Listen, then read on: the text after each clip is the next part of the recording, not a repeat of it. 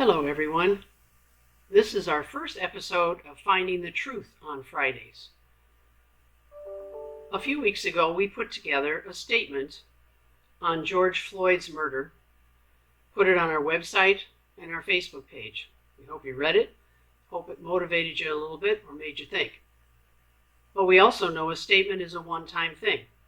We realize it takes way more than that to affect the change we need as a nation, to affect the healing we need as a nation. In our mission statement, we're called to advocacy. So we thought, what if we continued the Friday thing? But together, try to find the truth by telling our stories around systemic racism. How it manifests in our policing, in our so-called justice system, in our educational systems, in healthcare, in housing, in culture, in all forms of violence, in our democracy. As we tell our stories, we will share books and poems, movies that have great meaning for each of us in this regard. All this in the hope that we can promote greater understanding and maybe some action. A little about my story in terms of racism. I don't think I was really aware of systemic racism, but here's a few examples that even though I might not have been aware of it exactly that way, point to it. So I remember as a probably preteen or teenager, my grandfather had a great devotion to St. Martin de Porres, as we Catholics sometimes do. Martin de Porres was a black South American who joined a religious community, who worked with the poor. At the same time, my mom, his daughter, had to tell him to stop using the N-word at our dinner table, or she would not invite him to dinner anymore to our house. Really big disconnect there. Years later, after I became a nun, I began teaching at Holy Trinity here in Gary. And one of the things that early on at Holy Trinity, there was a school, St. Monica's School, which had started as the first black Catholic parish and black Catholic school, because of course they were not welcome anywhere else. But St. Monica's School was in an old rickety building that had to be torn down. And so the bishop was going to close it. And my mother was incensed. She had fought for our school to stay open, the one I went to in Lowell, but she also fought for this school. She was so mad she wrote the bishop a letter, and she'd never done that. She wrote the bishop a letter saying that this was unfair and not right, and so on. I guess it's in the genes. A few years later, I was still teaching at Holy Trinity, and I was also working with a choir that was all black. They asked me to help organize and so on. And so I did so. And we used to put a few hymns from the Catholic version, Lead Me, Guide Me, which had a lot of African American spirituals and gospel songs and so on. And so we sang a lot of those at Mass.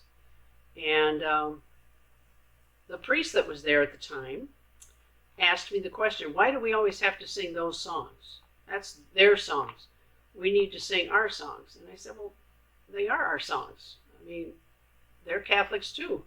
And he said, no, I mean the regular songs, the songs that everybody sings, like Holy God, we praise thy name, or something like that. I said, Father, those are European songs. They're not African American songs. And they'll sing them, but they have a right to sing their own. I didn't think about it as a systemic at that point, but it did make me wonder where the church was.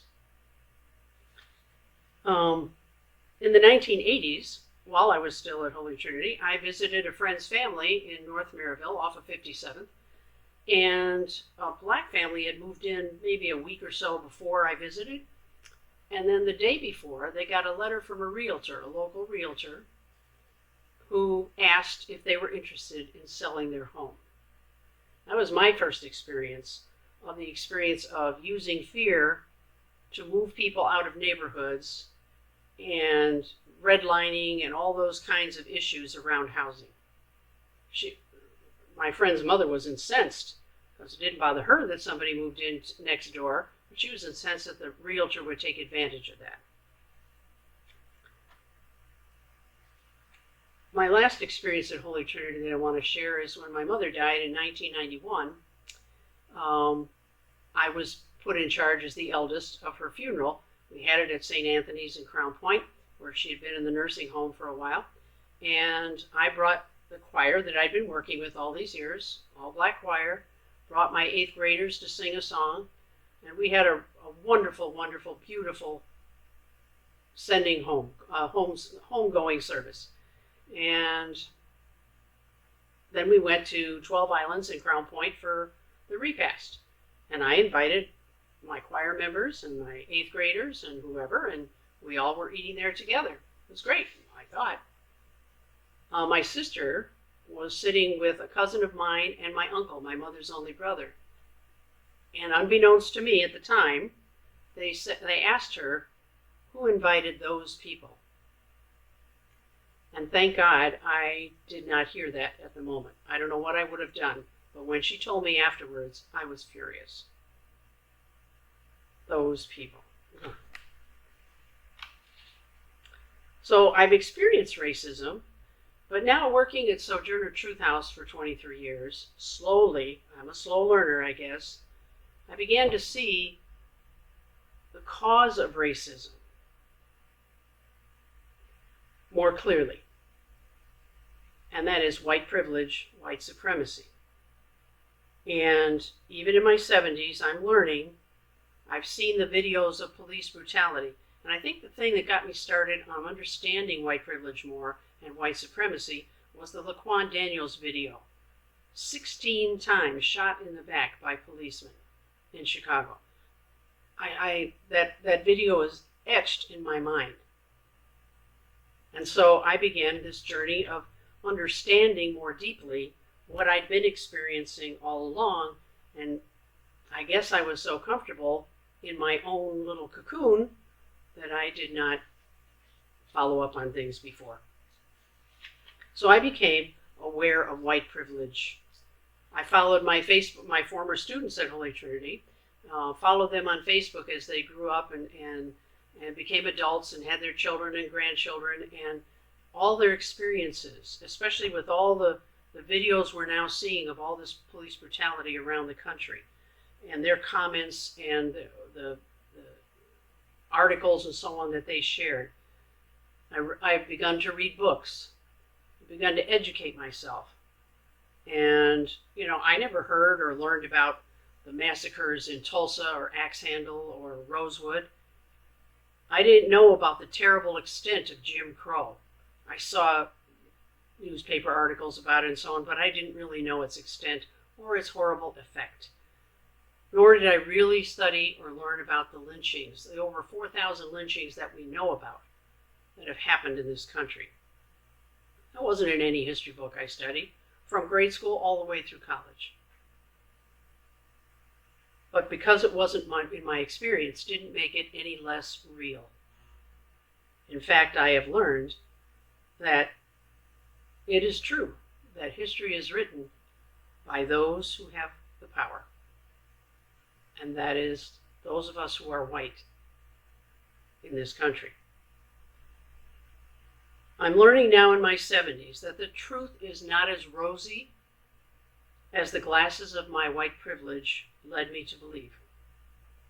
I invite us all on this journey to know the truth and to change the prevailing truth so that we kind of draw closer, at least a little bit, towards Martin Luther King Jr.'s beloved community, Jesus's kingdom of God.